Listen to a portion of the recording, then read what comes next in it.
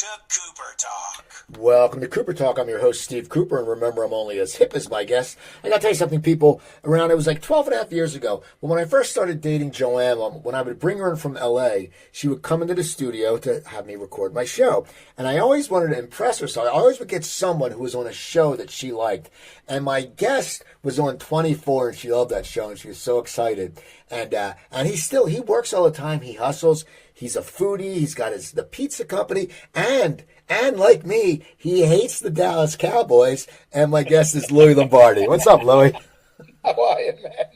I know. Our hatred, everybody's hatred for the Dallas Cowboys. That's the camaraderie in sports, people. Only the Dallas fans like each other.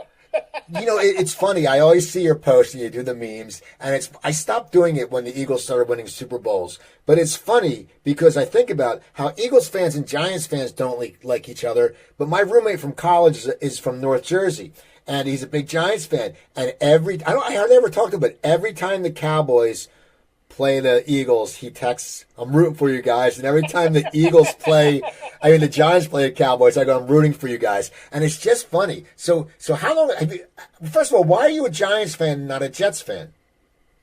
I've been a Giants fan since the early 80s with the whole Lawrence Taylor, Harry Carson, all that 85, 86, 87, 90, all the Giants teams back then, were just who I liked, and everybody followed Lawrence Taylor, in the early 80s, and, I just always was a Giants fan. I don't know, sometimes people go, why it is? It just always was what we were, but I have a lot of friends that I grew up with that are Jet fans, which I feel terrible for. Now, with your acting, we'll talk about the Sopranos and 24 and all the things you do, Gravesend and all that. Have you gotten to meet Giants fans? Giants players? Do any players reach out to you like, "Hey, man, I'm a big Sopranos fan. I love the show." Has that happened to you at all? Yeah, well, I'm friends with. I'm good friends with Brian Baldinger from the NFL Network. We travel. I'm personally friends with him, not just from Sopranos, but we're friends forever. I used to go to the NFL Network all the time. Willie McGinnis, all those guys. If you see a lot of my posts, I post about pictures of me with Willie, me on set. I used to hang out at the NFL Network with all the guys. And when they would do the pregame, and then when the game came on, we'd all go in the back. We'd watch the game in the green room, eat, and then they would do their post interviews afterwards. So I would always be there at the NFL Network. And a lot of those guys were great, man. I used to really like those guys. But yeah, I get a lot from not just Giant people, just in general. A lot of athletes watch the show. A lot of people watch the show, like not just actors and people in the business, but athletes and politicians. And, I remember John McCain coming to set, wanted to be in the scenes with me on 24, which is kind of funny. So. Now, tell me about Avalou. Is that your daughter Ava? Because I always see you guys. Yeah. I see you guys in your cooking. Tell me why it's such good pizza. Because I know you said it's the best frozen pizza around. Yeah, but it's not even frozen. All our pizzas are made in New York with New York water, and they're shipped all over the country. Hotels, food service. We have a pizza truck. We're about to open up a whole franchise of them. It's the new way of business. I created an old school food like pizza with the modern day of business. How do you eliminate labor, cost of goods, waste, stealing, easy to operate, With my business model, and it's not the food, but the style of business model is almost going to be like a Subway kind of style where it's fast, quick, and again, my pizzas are made, it took 2 years to develop. They're made with high hydration, which it makes it fluffy and softer. That's the hydrated dough. They're made with non-bromated flour, which is a carcinogen that all the people in New York, pizza people, have been using for the last 50 years. It's called bromated flour. It's the worst thing for you. My pizzas in California, bromated flour is illegal, so we don't use bromated flour. So we have a healthier product. All our pizzas are made with New York water, right? And they're hydrated, so it's a New York grandma pizza that I took and I try to freeze. That's why it took me so long. I didn't make a frozen pizza. I try to make a New York pizza and see how good it would freeze. And we did it, and it killed, man. The last 2 or 3 years, we've been murdering it. And people from New York, I don't know if you see that post on my Instagram from Sal the Voice from New York was at my place last week. These are New York guys, like guys who grew up in, Brooklyn, New York. They loved it. And most people we get love the pizzas. So, again, it took me years to do it, but we ended up creating a great product that I'm about to do a whole company out of The truck is just the beginning. We're actually looking for locations right now, and we want to put them all over the country. Again, easy to operate, low cost, high margins, low labor, no waste, and yeah, it's the new future of business, basically. Now, what did you fall in love with first, acting or cooking? Because you do both. So, I mean, when did you get into cooking? Were you a little kid? Did your grandmother cook, or what? I'm brought up by 3 Italian women. I've been cooking since I'm 5. That's all I knew. If I didn't become an actor, I would own 100 restaurants, not restaurants, but pizzerias, or I would own a bunch of food companies, places, because I was always into food. Growing up in the Bronx, that's all we did was cook. Since 5, 6, 10, and my house always had, a bunch of people. Like my mother would always cook for the neighborhood, or my grandmother. So we were always, every day was Sunday at our house. Monday, Tuesday, Wednesday, we always had 10 people at our table. It wasn't because of, it's Sunday. No, Monday we have 5, 6 people around our table. Tuesday, Wednesday, my mother would cook for everyone. And that's where my love for food came from. And then when I had my daughter, we started doing it when she was 4, 5, 6, 10 till now. We cook every night, her and I. You know what I'm saying? And, I believe, like, the message of my brand is bringing families back to the dinner table. Put your phone down. Stop staring at your phone. Talk to your kids at dinner when they get out of school. How was school today? No one does that. Parents, the sad part about today's society with children is, here's today's parenting. Here's an iPhone. Here's McDonald's. Shut the fuck up. I worked all day. And there's no outlets. Kids can't vent to their parents. They can't cry. They have no one. And that's why a lot of these kids I look at these days, and they're pent-up anger, they're bitter, they're depressed, they're this. Because there's no outlets. I still sit with my daughter. She comes home from work. How was work today? How was school today? Every day, the same thing. It might be a redundant question, but then she'll go, I had a problem at work today. It kind of gives her an outlet to vent. And then it don't bother her. School, the same thing. How was school today? This test was hard. Blah, blah. If you don't ask that, they have no relief. They can't relieve their frustrations. And most parents don't want to hear it because I worked all day. Leave me alone. Well, you shouldn't have had kids. Does that make sense? It makes sense. It's funny because, I don't have kids, and my wife never had kids, and now, we're married. You could adopt me. You could adopt me. I'm cheap. I'm easy. I don't eat much. I don't talk much. And you could cook. But she's Italian. She's Italian. But it's funny because I always laugh with the whole Italian culture is when her mother will come over. Like, she came over this Christmas Eve, and I made Feast of 7 Fishes. And I just know, though, like, if they come over to cook and they're in the place, I know to get out of the kitchen. Because all I hear is, Ma, what? And they're arguing and they're bickering, but it's out of love, and they're cooking, and it's really fascinating. Even when they sit down and eat, they're bitching at each other, but they're not. And I just sit there and I go, and you know what it's like. I just sit there and I'm like, Jesus Christ. I'm like, I just want to fucking eat. And they're going, but it's funny. Italian, yeah, that's why I grew up so aggressive, because even at that table, you're arguing, but it's not arguing. Like you said, it's more just talking. What are you yelling at? I'm not yelling. So now first of all, you said you grew up aggressive. And how has that helped you in your acting career? Because I know you were always very positive, and I know right now Hollywood's not the best. There's a lot of shit going on. But how is your aggressiveness? Because it's funny, you're not like a mean aggressiveness, the times I've talked to you. You're a guy who's very forthright. So how's that helped you in your acting career? Did it help you get an agent early on, or how did it help you? Well, just my whole life before I became an actor, I was a street, per kid. I've been on the street since I'm 10, 11 years old. That's how I know Big Pussy from Sopranos, Vinny.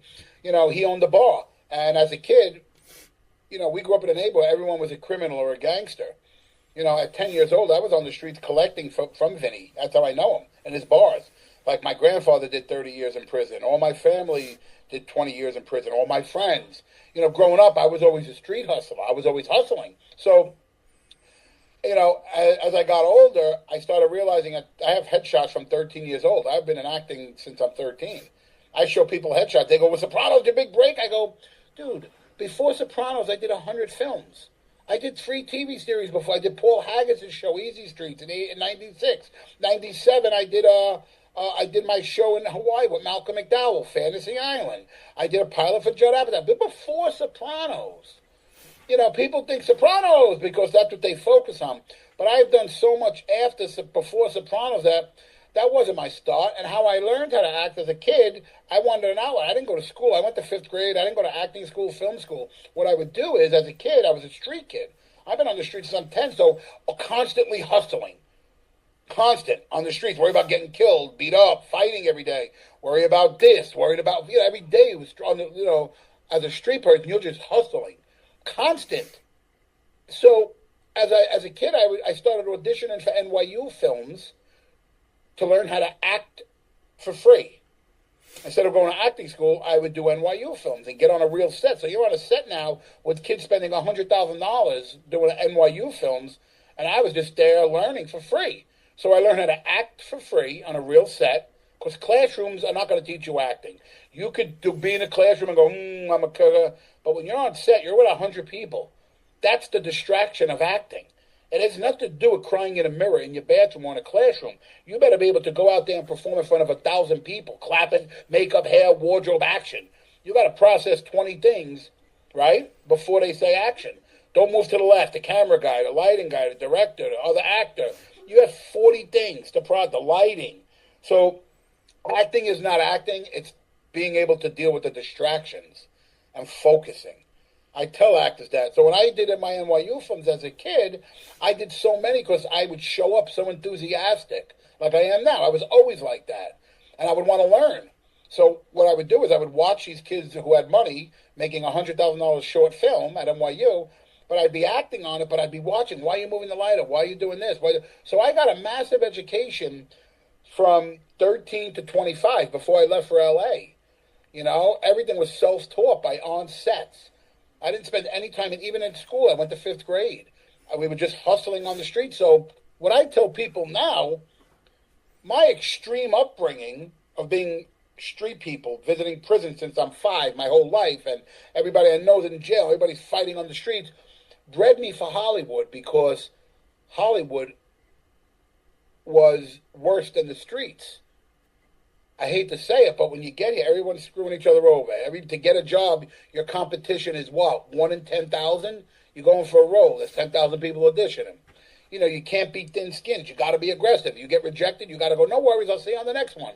You got to have that attitude where it's okay if I don't get this one. I'll be in this business forever. And that was always my mindset. So if I come and audition for you, I had no fear. I would walk into rooms and 10 producers would be sitting there. You do a reading and you go into audition and there's 20 people sitting there. I was always used to that because I was always in bars my whole life and clubs. So I was always dealing with 10, 20 people. And I'm talking about guys that have killed 100 people, guys that have went to jail. So all these people were way more intimidating than these people in Hollywood. So when I got to Hollywood, I was like, I'm going on these auditions, and I'm going, yeah, this is not the streets. I'm not going to get killed. So I would go in and have fun and meet people. So kind of my personality was my acting school. I'm easy to talk with people. I can talk to anyone, men, women, don't matter what age, what race, creed, color, whatever. I can go in a room with anyone, kids, older people, and just get along. That's always been my strength, and that was my street strength. Well, that's how I made money. Everybody likes you. They come and they buy, and you do business. And so when I got to Hollywood at 25, that street hustle was already my life.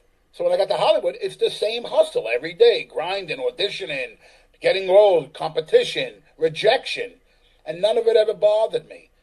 And I would show up in rooms and I would be extremely confident, and I would get a lot of the projects, Now, what made you decide to move to L.A.? Did you know it was time? Were you already booking stuff in New York? Or what made you, because it's a big move. I know when I moved west, I had never been to L.A. I visited once, and I was surprised because everything shut down so early. It's like, L.A. you think is going to be, open all night, and everything was spread out so much.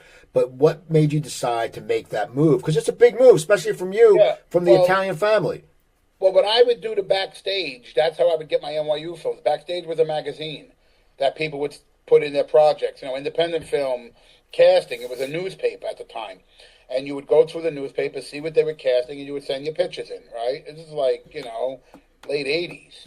So as I would audition for these films, right? I did an independent film in 91. Okay? A little thing. There wasn't nothing, dude. It was like shooting scenes today, next month, next week. It took 2 years to do. But Mira Sorvino was no one. Her dad put up 15 grand. She was a co-producer on the movie. It was an independent film shot in Long Island about Jewish gangsters called Amongst Friends. Amongst Friends, right? So as I was doing all my little NYU things backstage, I submitted, I did it. I would go down to the guy, I would shoot a scene in Long Island, I would shoot a scene in Jersey and Queens, wherever he was shooting. But he would do little scenes and then put it together.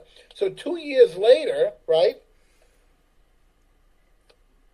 2 years later, I'm in my house, and I did this film in 91, 1992 or 3, 40 of my friends got arrested in the Bronx. All the neighborhood got arrested, all these guys. Now, I'm sitting there, and I'm like, oh, my God, this is insane. Wow, this is incredible. What do I do now with my life? You can't go back on the streets. You can't, it's over, right? And I'm sitting there, and about a month or two later, 2 years after I shot this film, follow me? Little bits, pieces. I get a call from the director, right, who's from Long Island. And he's like, yo, bro, our film just got accepted into this Sundance Film Festival. It's some little festival in Utah. Remember now, we're talking 93, right? Not what it is today. And I was like, wow, really? And I look out my window in the Bronx, and the whole neighborhood's decimated. FBI arrested everyone. 46 people got arrested. Nobody was around anymore. And I'm thinking, wow, my life is over. And then I get this phone call. It was almost like maybe intervention, right? Like somebody intervening, going, this is what you got to do. So I didn't know. I never left the Bronx, really. I went on vacations, but I never really left the Bronx. I was never in California. And I'm sitting there, I'm looking out my window, I go, I have $5,000 left of cash from the streets and a car that I had bought.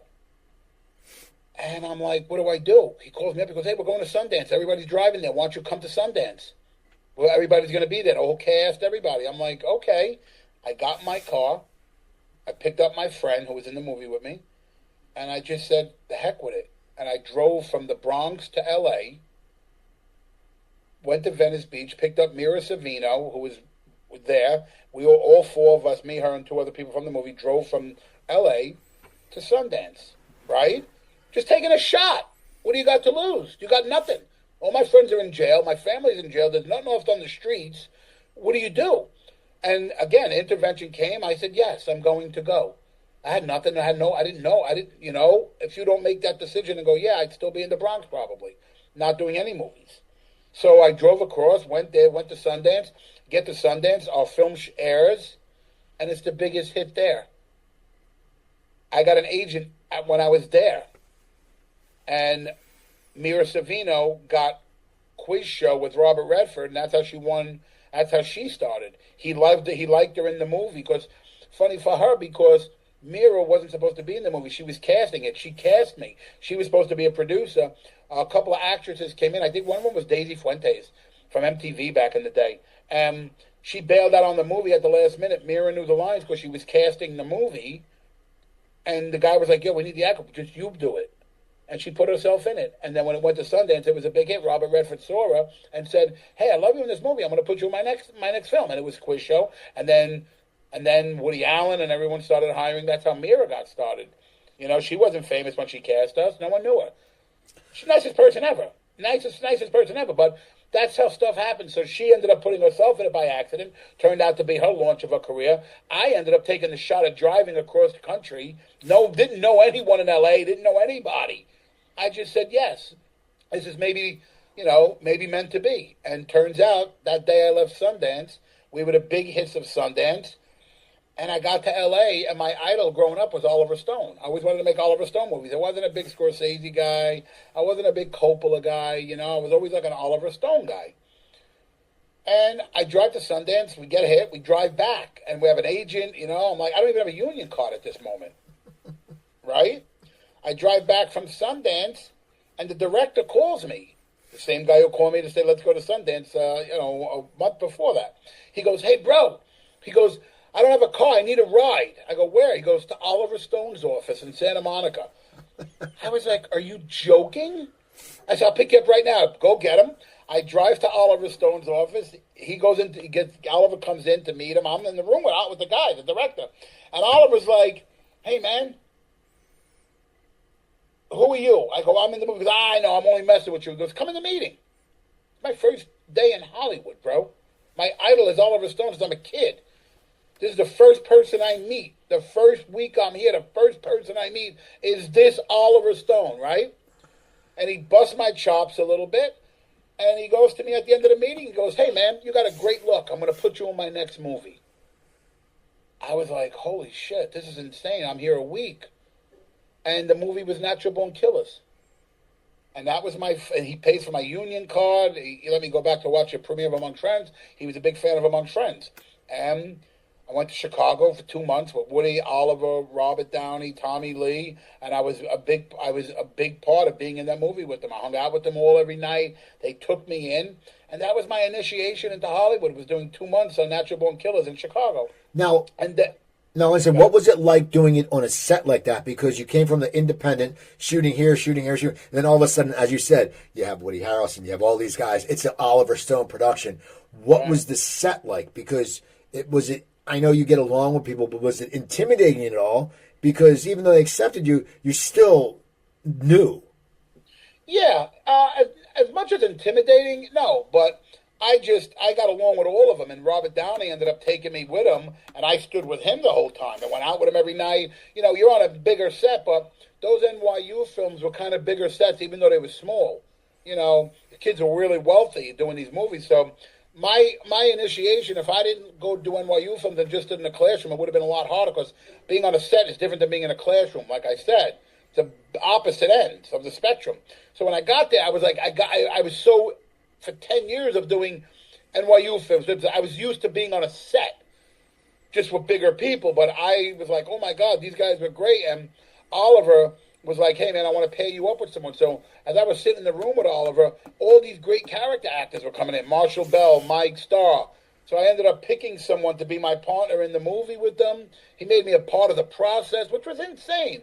And I just ended up adapting. And when I went to Chicago, I just stood with these guys. They took me in. They accepted me. And it was, again, easier for me to be on sets because I've already done it for 10 years. Not just a classroom, but being on sets. And it's a big opposite difference.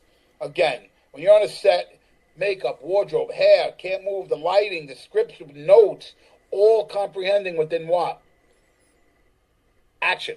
5 minutes. You got to comprehend 20 different things. So I was so used to doing that when I got to a real set, it wasn't really much different. It's just like going, you know, yeah, I'm going to make this, but I'm going to make it on a bigger scale now. But you've already made the cooking, so you understand the process. But now you're making lobster instead of pizza. You know what I'm saying? So it was the same thing, just a bigger level. Does that make sense? It makes totally. I was so comfortable on sets from doing it for 10 years that when I got done with Natural Born Killers, I got hired by Tim Burton, John Landis, Ivan Reitman. My next 7 movies were these massive directors and these massive cinematographers. And I was always the guy going, why you do that? Why are you doing that? Learning. So I got on sets with Bob Richardson, who did Natural Born Killers. He's an Oscar-winning cinematographer. Hector Alonso, another massive guy. And they loved me asking questions. They would be like, here, Louie, you do this filter, you do this. And I started getting not only an NYU education for 10 years, but now I started getting an education from Ivan Reitman, Tim Burton, John Landis, Oliver Stone, Ivan Reitman. These were my teachers of when I first got here. Bryan Singer, I did Usual Suspects. I met him at Sundance. He put me in Usual Suspects. So, you know, I started learning and from all these masters in the business at the time. And they loved me asking questions. No one ever said, hey, leave me alone. So I was literally... Go ahead. I was just say you're working with all these great actors. I mean, directors, and you're learning the craft and you're absorbing it, which I think everyone should do. You know, I always have the thought that we should, you know, you can learn every day. John, I don't know if you know John Ailes. John Ailes was on a few weeks ago. He's a character actor. He was in Nutty Professor. He was on. He did an episode of my Fantasy Island in Hawaii. Okay. Well, he was saying the same thing. How you have to learn every day, and now there's so much available to learn. And so you're learning. So tell me about Fantasy Island, because you mentioned that. What that was because you were doing all these movies. Then did you get a call, or did you have to audition, or how did Fantasy Island? Yeah. So what happened was, it's kind of funny. Wait, what show did you talk about the Fantasy Island one in Hawaii? How did you end up with Fantasy Island? So I did all these movies. And then I did a movie called Suicide Kings. I wasn't even supposed to be in it. The director didn't want to put me in. I was supposed to be Brad Garrett's role, but the director wanted to go a different way. I don't want to do it. My buddy wrote it and was like, please be in it. He produced it. So I was like, okay, I'll do one day for no money. I was supposed to be a lead in it. I didn't get the lead. So instead of sucking my thumb and being a baby, I was like, my buddy was like, just do one day on it for me. Get scale, $500,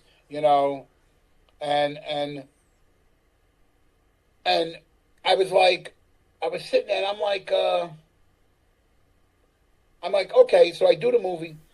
Turns out I end up getting in 10 scenes in the movie by improvising, me and Dennis Leary. So he's like, hey, man, I want you to, he goes, I'm going to improvise with this guy. So we just got in the car. We improvised for 12 hours. I had no scenes in the movie. I was supposed to go, yeah, boss, as he was doing his monologue, Dennis Leary. And I was going, yeah. So he's like, no, we're going to improvise. So we just started improvising. I'm in 10 scenes now. And they put those 10 scenes throughout the movie. So it looked like I worked months on the movie. So Georgianne Walken, who cast Sopranos, she cast Entourage, biggest casting person, is Christopher Walken's wife, husband. Christopher Walken and Georgianne. So Georgianne saw the movie because Christopher Walken was in it. Follow me? And she sees me. She's like, hey, I love you in this movie. We're casting a new show. I want you to come in for it. And it was Sopranos. 3 years before Sopranos was made. Right? They're talking like 97. Right? And I'm like, okay, no one knew what Sopranos was. So I go in, I audition. I come back, and she's like, we want to try to get you on this show. We love you. I loved you in Suicide Kings. Okay, it was great. And then about a week later, I met this producer, Barry Sonnenfeld, and Barry Josephson were producers of this Fantasy Island. And I went in and I read for Barry, right? And I was like, he's like, yeah, man, we were doing this remake of Fantasy Island. We're considering Malcolm McDowell to play Mr. Rourke, kind of, from the old movie. And we want you to play like the tattoo character, kind of, we're going to change your name. It's not going to be exact, but it's going to be ringing the bell, the plane. I was like, interesting. About a week later, I got Fantasy Island. So they're like, me and Malcolm McDowell are going to star in this show in Hawaii. I just auditioned for it after these movies.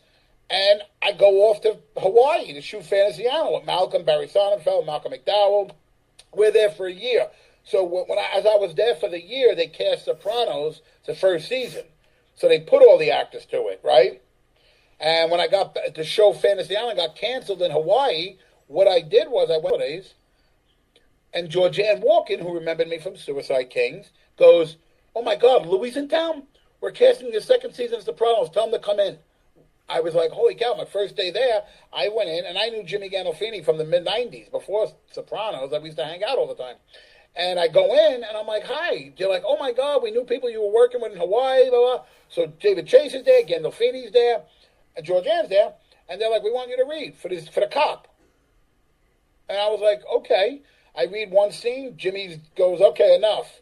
I go, oh my God, this is terrible. My show just got canceled in Hawaii. I'm getting thrown out of the room here. It was embarrassing. I literally go downstairs, right? Leave the audition. I go downstairs. I get a call. You're hired. It's supposed to be one episode, Sopranos. Turns out to be the whole thing. So when the show got canceled in Hawaii, I thought it was the end of the world. I went to visit my mom. It turned out to be the biggest thing of my career. So I always tell people, when the times for me look darkest, that's when the biggest light shines. Every single thing in my life that was disastrous turned out to be the biggest plus for a reason. So that's why I explain to people, when bad things happen, don't curl up into a ball. Look at it as a lesson or some light at the end of it that you can figure out. And that's what's been my whole life, even before I was an actor to when I'm an actor. That's what's been happening.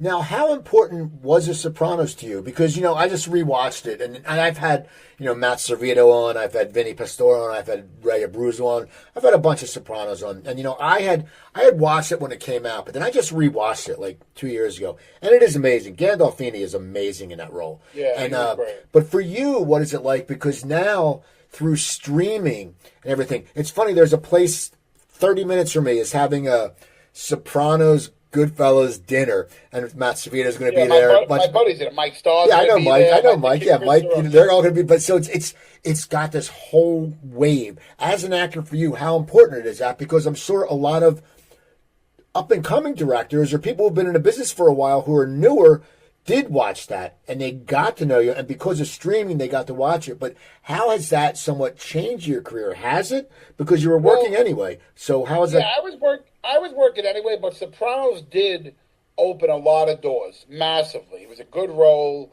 It was really a popular show. I mean, I got the Animal through that because Adam Sandler was a fan of mine, and he put me in the Animal with Rob Schneider because he watched Sopranos. But what happened with Sopranos was after I was on Sopranos, I did a pilot for Judd Apatow that Jon Favreau directed. It was a comedy called Life on Parole. I played a crack addict on parole, and Dave Foley was my parole officer. He was a comedian. He great. Jon Favreau directed it. Apatow was the producer. It was for DreamWorks. Anyway, I do this pilot right after Sopranos. It doesn't go, right? About 2 years later, I get a call from Joel Surnow, who's the executive producer of 24, the creator. And he's like, hey, man, I watched you on Sopranos recently. He goes, I love your work. We're thinking about putting you on an episode of 24 as a computer guy. And I was like, wow, that's pretty cool, because I didn't play a gangster on Sopranos. And I was told early on by one of the main writers, if they offer you this cop role, take it. You'll be the different guy on the show. You'll have a way longer career, not even from Sopranos, but from the career-wise, because you're not playing the typical gangster. And I was like, wow, this was one of their big writers. His name was Frankie. And I was like, that's pretty cool. And Joel saw me play the cop, put me on 24 playing a cop, and that ended up blowing me up. That's when we won an Emmy. We won an Emmy for Best Drama. We were all on stage, got the Emmy, and I was 2 years on that. And that turned out to be just as big for me as Sopranos was. But it came from the Sopranos, 24. So it did lead a trail of other projects, And I loved everybody on Sopranos and 24. But Sopranos was more like The Neighborhood, Well, 24, because as I said, my wife, when she came out, because she loved the show, she said, and you told me the last time I interviewed you how, people were just heartbreaking. People, I'm not giving a spoiler because it was on years ago. People were just heartbroken when what happened with your character, but you did this very valiant act. So you get on the 24. Now, the first season, it does well, so you get renewed. So now you're sitting there, you're series regular. So you're getting that series regular money, and it's changing. It's a big difference. And you go and I was getting way more when I did Fantasy Island in '97. Okay. So you do this though, and then when do you find out, and how do you find out that they're getting, you're doing the scene? Did they tell you in the beginning of the season, or No. So what happened? Before the script comes out that week, the guy was like, hey, Louie, can we talk to you? And I'm sitting there with my craft service food eating. Go, hey, what are you doing? I love it here. And he's like, we got to talk to you. And I'm like, what's happening? He's like, well, this is the script. We have to kill you, blah, blah, blah. And I was like, oh, man, that's pretty interesting. And I didn't understand why. And maybe it was just creative things. But when they did it, they got a lot of blowback. I mean, even the ratings when we were on were massive, and then when they killed us off, they killed 3 or 4 of us off that season, and including myself, they got a lot of backlash. Even the writers were like, yeah, we're getting death threats, it's kind of crazy. The ratings dropped in half, and they never regained ever again. People were turned off by the killing of Edgar more than going, oh, this is great. People were like, why did you do that? He's one of the most lovable characters on TV. And it backfired on them a little bit, because even when I called the president of Fox, it was an Italian guy from the Bronx, Peter Liguori at the time, he's like, Louie, it wasn't our decision. It was a terrible decision. We don't know why they did it. We told them not to, because it kind of tanked the show. If you watch the next few, no one even remembers the characters that were on after us. Right? They remember Edgar, Chloe. Who were the next 3 seasons? You don't know. Besides Kiefer and Chloe. So it kind of backfired a little bit, on them. And everywhere I would go, like even Sherry Lansing and Bill Friedkin, who she was a massive fan of mine. When I saw them at the Clippers game, she was walking me around the arena. She was, Sherry Lansing is, right? Yeah. And she was like, oh my God, I was such a fan of you, Louie. And Bill Friedkin, the director, was like, oh my God, Louie, because that was his wife. He was like, Oh, she's annoying you. Just tell me. I'll tell her to get away. She was bringing me around the arena in the back of the locker rooms, meeting Magic Johnson, saying, I told everyone not to kill him off, going ballistic. And I was like, oh, my goodness. And Bill Friedkin was like, yeah, Louie, she talks about you all the time in the fucking house. He was like, just, he was a real guy. He was like, oh, God, like, she's nuts. He goes, so the blowback was not just from that. It was from the public, people in the business. People who I would run into would be like, why did they kill you? It was the dumbest thing we've ever seen. What did they do? And I have no say. My job is to show up, do my job. You want to kill me, you kill me. And it was done that week. They gave me the script. I was like, hey. And next week I was dead. And I still did press for them. I still did a lot of press even a year after I was dead because people wanted to talk to Edgar. They felt bad for him. They were like, why would you do this to Edgar of all the people to kill? And again, I think it was a mistake where they were like, trying to shock the audience, but they kind of turned the audience off. It was like killing a puppy dog, I think, happened. That happens. Yeah, you're right. Yeah. So what was it that you really liked about the character Edgar? Because as you said, The Sopranos and Edgar aren't what you said. No. You weren't the gangster, but because you're very vulnerable in The Sopranos. You care. You can tell you care about Big Pussy, even though most of the time you don't think someone is a law guy is going to care about a mobster. But what is it about Edgar that you really liked about that character? Was it easy for you to play it? No, it was actually one of the hardest roles ever because the writing was so great for that character. I mean, the writers you look at a guy like Joe Cernow and Howard Gordon, right? I'm coming off Sopranos when I'm like, Big Pussy, I'm going to kill you. I'm going to, don't do, like aggressive New York police guy, right? Like a real agent. Like, even though I was sympathetic with him, I was still more of like, hey, you're not playing me, your mindset, right? So when I went to 24 and they said, we're going to write a role for you, I thought I was going to be jumping out of a helicopter with a gun, me and Jack Bauer, me behind them. I got your back, Jack. Instead, they put me as the most opposite of my real personality, most opposite of character I've done on any TV show. They made this sad sack, really sympathetic person who was emotional, and when I saw this, I started reading it, they were like, it wasn't like me being aggressive, it was me just sitting there crying. I don't know if you've seen the show, but, do you ever watch 24? No. Yeah.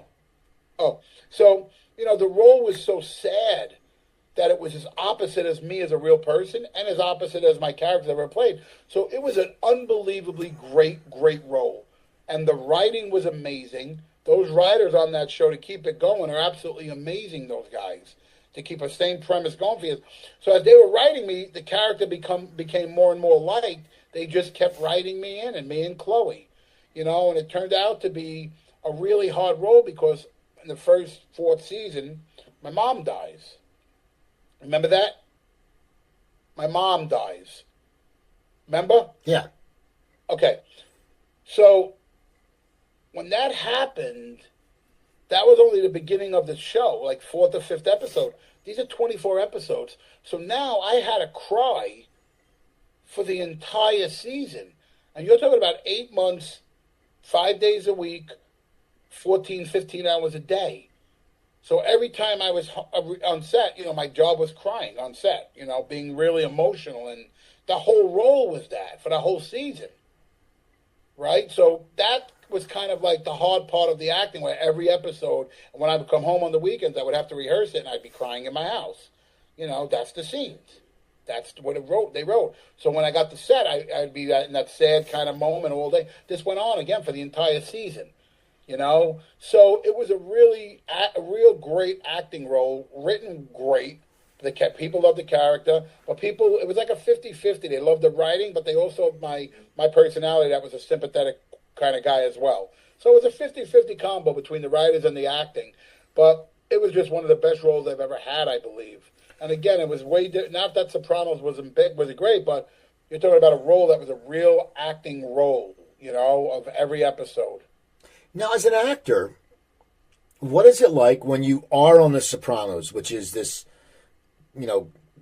highly notarized series? Then you go to 24. You're this loving character, and people love you, and it's a very popular show. So when that ends, where do you find yourself as an actor? Because you already just had 2 great experiences, which besides that, I mean, you had the pilot for Fantasy Island. You worked with Malcolm McDowell. I mean, so you've had this run. So what is it like? Did you get juice from that role? Oh yeah, then I did Entourage as well. Right. So you do that, and so it was that Entourage. was a different role. Entourage was like my most. Have you ever watched my character on Entourage? Yeah, I loved Entourage. Okay, so if I didn't become an actor, I would have been Cousin Ronnie on Entourage in real life. Hey, I get your bar. Hey, I can buy you a stretcher. Hey, I get that character, the hustling Bronx guy. That was my real life character, and I knew Doug Ellen because we all started out together from among friends. So I did that, but then after that, I wrote and directed and starred in my movie Doughboys. Shot it all in the Bronx. Tell me about that. All my friends. Tell me about that, and what made you decide to do that? Because it's a very adventurous. Doing it all, it's very hard. And directing, I guess, because you've followed so many directors and you've always asked questions on set, you probably also know what makes a shitty director and what makes a good director, because you're an actor. So you probably did. So what made you decide to do this movie, and what was your writing process like for it? I had wrote it 10 years before. And after I did 24, people were like, hey, man, we read that script you wrote. We want to shoot it in the Bronx. We can raise $150,000. You want to do it? And I was like, yeah, that sounds great. Shooting it all in my neighborhood in the Bronx with my friends that I've known my entire life. Mike Starr, I know since I'm 18. Vinny Pastore, I know since I'm 13. Jimmy Matteo was in it. I know since our families go back in the Bronx till we're kids. Andrew Keegan, I knew for 20 years. He's in the movie. So everybody in that movie was friends of mine from the Bronx back 25 years, 30 years, 40 years ago, So when I shot it, they had the money, and I made this film about neighborhood brothers, like a family food business, and people loved it. People loved the storyline. I tried to do something different, and it just turned out to be great. My whole neighborhood turned out for me in the Bronx. The food, restaurant people, the businesses, everybody kind of came and gave me a great shot, like to do stuff in the Bronx. Whoever can help me came to help. It's kind of a great thing to see that your neighborhood turns out for you, And we shot that movie, and it did well. We went to like 10 festivals. We won most of them. And then, I did, in between that, though, I did The Animal with Rob Schneider. I did a bunch of movies after that as well, So I ended up doing a lot of movies from before The Sopranos, and then I did 3 TV shows: Sopranos, 24, Entourage, and then after that I did a bunch of more movies. Again, I went back to doing, and not that a choice of it, that's just the way my career went. I couldn't get TV shows early on. I could just get movies. I did a bunch. Then later on, I could just get TV shows. I couldn't get movies, and then it reversed it. Of being a guest star on a TV series, once again, because of The Sopranos and the 24, do people treat you a little different because they know your work and they're like, oh man, you're really good? I mean, it must be, it's not like just, it's like anything. If you're, you said the football players. Well, if a Giant fan, like if an Eagles came in, somebody like when I did stand-up comedy, I remember some Flyers came to the show, and I was like, holy shit, and in the bathroom, like, oh, you were funny, and I was bullshit with them. So it's, you get that appreciation. For you, did you get some appreciation when you got onto a set? People, because you're just not an actor coming on. I still do.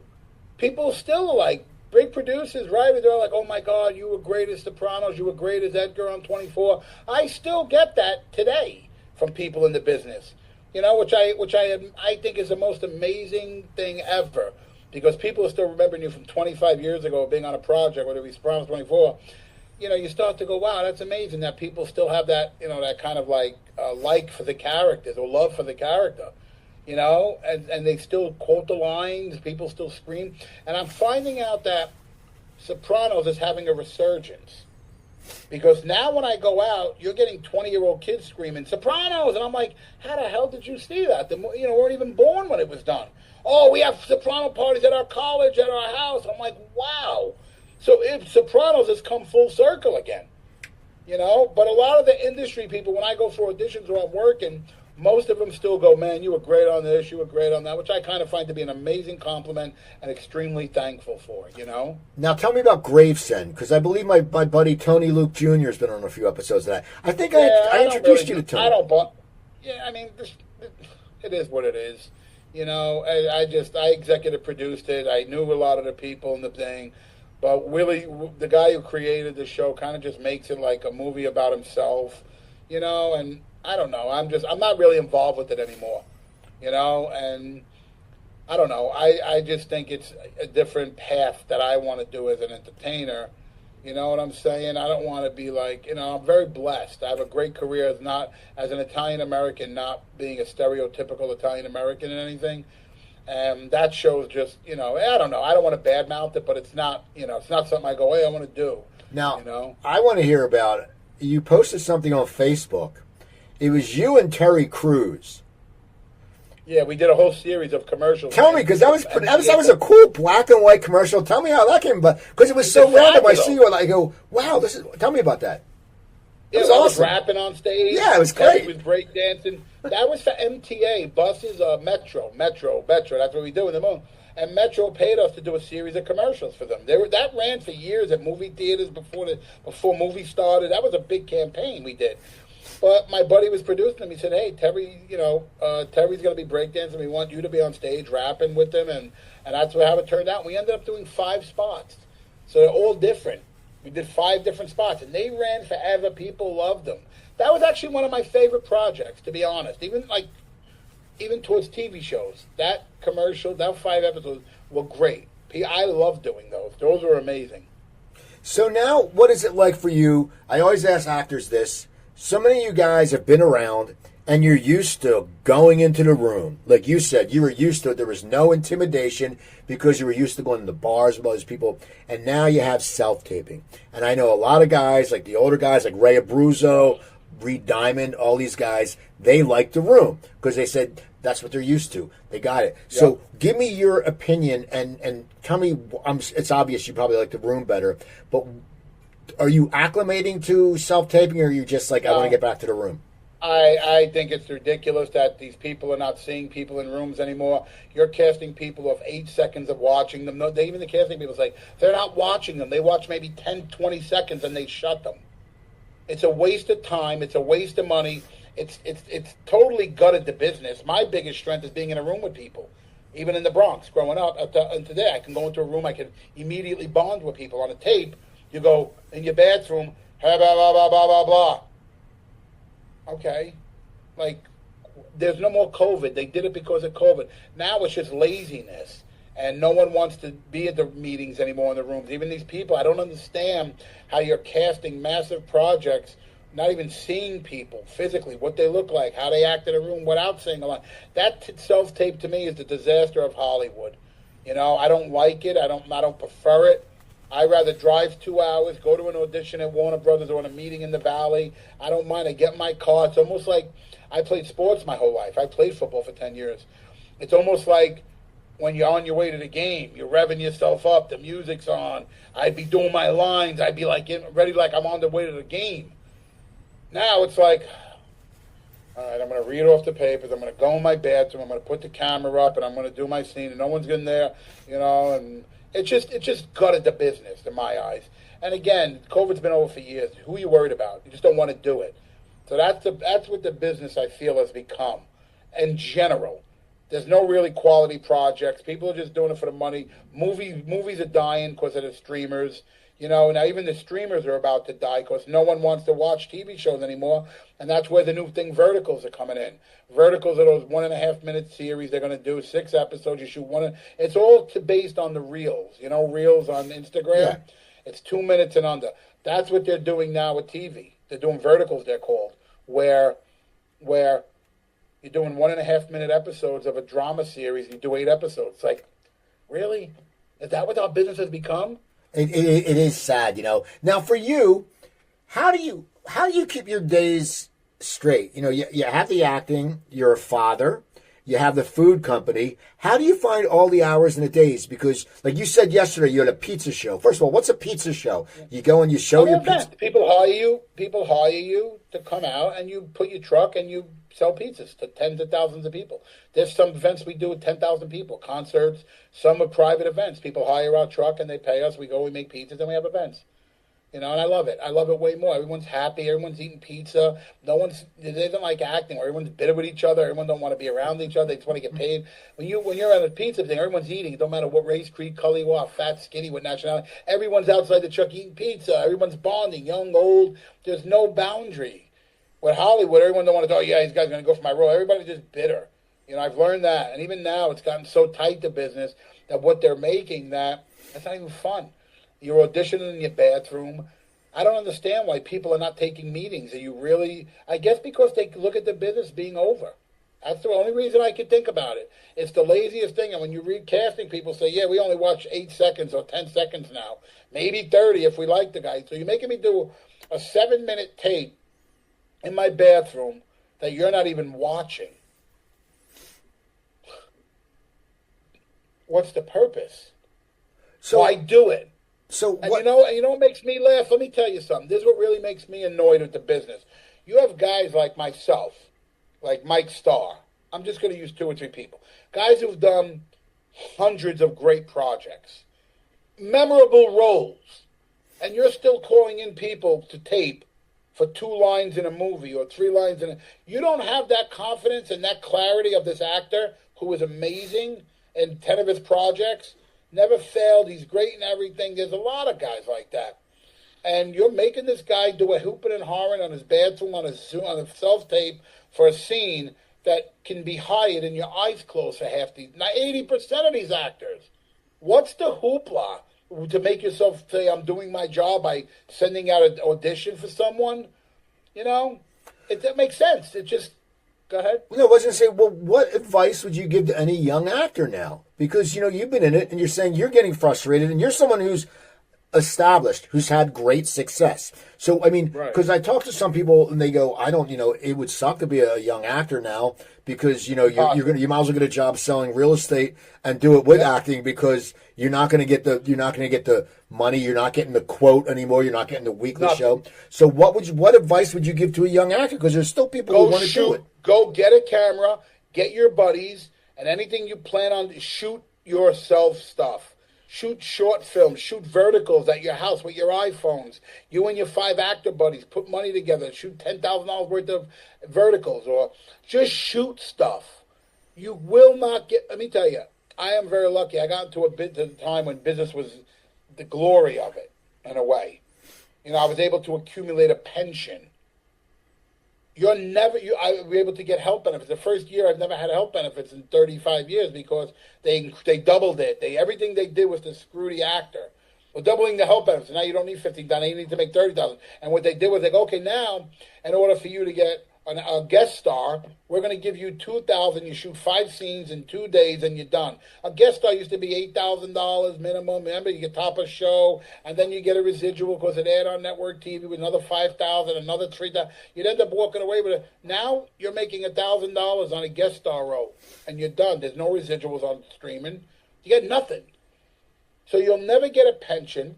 Even if you're on a hit show for 5 years, today, when these kids were on Euphoria, they were, besides Zendaya, most of the actors were making $7,000, $8,000, $10,000 an episode to star on an Emmy-winning show. Most shows, you're not getting what you used to get. You're getting, instead of $10,000, you're getting $2,000. Instead of 20, you're getting 3 or 5. You'll never be able to accumulate anything. No pension, no anything. Even your health benefits you can hardly get now. Then that was all intentional. Destroy the actors, take away everything, strike. Not even even now. Why are you not seeing people in meetings? Doesn't make sense. Why you just don't want to, these casting people don't want to show up, they don't want to do it, they found a lazy compromise, and that's what the business is, It used to be, and you used to go in and meet casting people, and they were so nice and friendly, and everybody was so happy. Hey, Louie, how you been? All these great casting people. Now you're talking to your computer, there's nobody to talk to anymore. It's gotten sad, the business, And I honestly don't think it's going to go back. I think it's just going to get worse, and I was watching Michael Eisner talk yesterday, right? On some interview, and he says he gives theaters 20 more years, and theaters are done. Imagine that. You're talking about something that's been around since 1900, since Charlie Chaplin, making movies, talkies, silent, and all of a sudden, 120 years later, these people have run it into the ground, and there will be no more. Michael Eisner says 20 years, movie theaters are over. You won't see movie theaters. That's crazy. And in a few years, the streamers, half of them are going to be out of business. It is nuts because, I mean, we grew up. And, it's funny. I tell people growing up when there was, in Philadelphia, it was channel 3, 6, 10, and 12, 17, 29, and 48. Right. And we had enough to watch, and we didn't sit right. there, and we made sure we saw summer reruns, because if you missed it, you were screwed because there was no VCRs when I was growing up. When I was little, there wasn't. Right. And I wish that sometimes you wish it went back that way because, like you had said earlier about eating. And how with your daughter, how you talk at dinner. Well, that used to be your family would watch TV together, and it was entertainment. And then you'd have something to talk about. Me and my wife Joanne were talking about how there's no water cooler stuff. In 24, it was called Event TV. Event TV. You went home and made an event of it. And then you talk the next day at work. Holy shit! Did you see what happened on 24? Or, oh my God, The Sopranos! I can't believe they did this. And that's gone. But hopefully it will change. Hopefully it'll get back to what it is. Well, listen. Before we go, I always ask my guests this question. And give me a few things.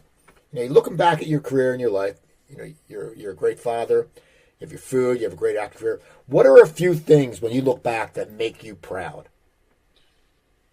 Oh, man. Just being able to survive in this business for 35 years, which is the hardest business in the world, and to be able to still be here and be happy and have a massively long career. I look back and I'm just blessed at all of that. Most people didn't have the opportunities I had, but when I had opportunity, I capitalized, even as far as leaving the Bronx. So, you look at things that I'm most proud of, it would be to be able to be here forever and not quit 20 years ago when the business did get hard or did get harder, and just keep a real head on that's real of what you're really doing. I don't look at it myself as like an actor of fame. I look at myself as I'm a construction worker who's an actor. I'm still a regular person. I still love people. You know what I'm saying? So, I don't know. I just feel very blessed, and I'm very lucky and would I change anything? Maybe a few little things, but again, I've gotten the best roles for an Italian-American actor that, most actors don't get. 24, Sopranos, even Entourage. So I'm a very blessed actor. Most of the guys I've worked with taught me. They're always open to hearing me. So again, I'm actually one of the most blessed actors ever. I have a great family. Now I got a food business that I love more than anything. And my whole career, not that it's over, but you could see it's when you start to see the end of it, you need to pivot. Most people don't pivot, and they drive themselves into the ground. I know when to pivot, and I started pivoting with the food business and finding another avenue to go down. Even though I still would do my acting and love what I do, I would prefer food business, Well, this has been great, man. I'm so glad we got to catch up and do this. I'm glad we got to run this thing. So people go look up Louie on IMDb. Go watch 24 again. Go watch The Sopranos. Go to my website, coopertalk.net. You can find 1,057 episodes there. You can email me at coopertalk.net. Also, go onto YouTube and find Lawsuits and Lessons. That's every 2 weeks I sit down with my friend, attorney John Fagerholm. We talk to some really great entrepreneurs. In fact, tomorrow, my good friend, the original Philly fanatic, Dave Raymond's going to be on, who's, after all those years as a fanatic, he branched into public speaking, being a consultant for mascots. So it's a really fascinating show. So go that. Email me at coopertalk.net. And remember, I'm Steve Cooper. I'm only as hip as my guests. Don't forget, drink your water, eat your vegetables, take your vitamins, and I'll talk to you next time.